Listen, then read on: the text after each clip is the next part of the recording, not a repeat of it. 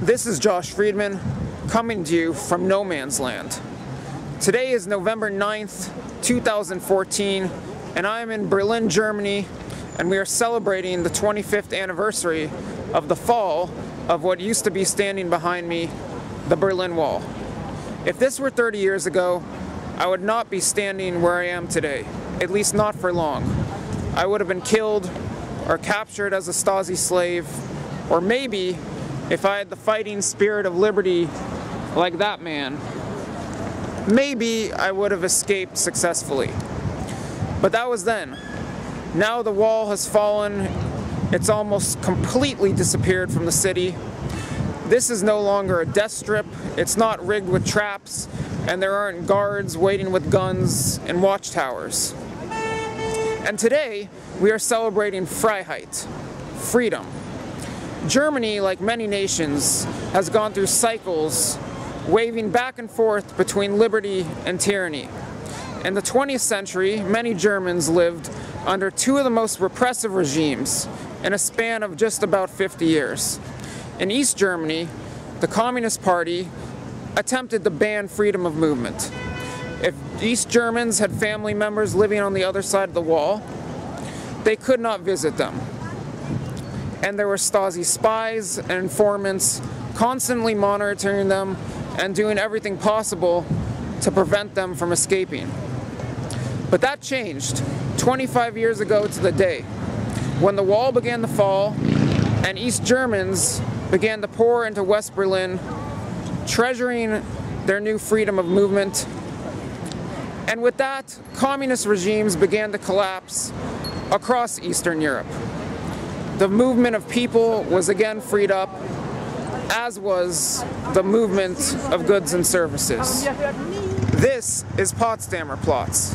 It is an historical center of commerce in and outside of Berlin, and today it is busy and capitalistic. But it has not always been that way. During World War II, Potsdamer Platz was bombed out. And then in the Cold War, it was literally no man's land. The Berlin Wall divided Potsdamer Platz along east and west lines, and neither side was redeveloped. In fact, the east side contained part of the death strip. But that has changed. 25 years ago, when the Berlin Wall fell down, Potsdamer Platz was one of the first places where East Germans crossed into West Berlin. And since then, it has been built up in rather impressive fashion in just a quarter century. And Potsdamer Platz is a fine example of just what can be accomplished when restrictions are lifted not only on the movement of people, but on trade among people. While today marks the 25th anniversary of the effective end of the Cold War, it also comes at a time in which relations between East and West have soured, and the world is as close as ever to the beginning of a new Cold War. The US and Russia are again quarreling over control of a European country, and the current crisis in Ukraine reminds many of a standoff that took place behind me. It was in 1961 that here at Checkpoint Charlie, or at least what used to be Checkpoint Charlie, that Soviet and American tanks stood off, 10 on each side, guns pointed at one another. No bullets were fired, but it was the closest that the Cold War came to becoming a hot war. And it serves as a reminder of what is possible when governments restrict the freedoms of their citizens and when nations stop trading with one another. But I'm not going to let that dampen the mood.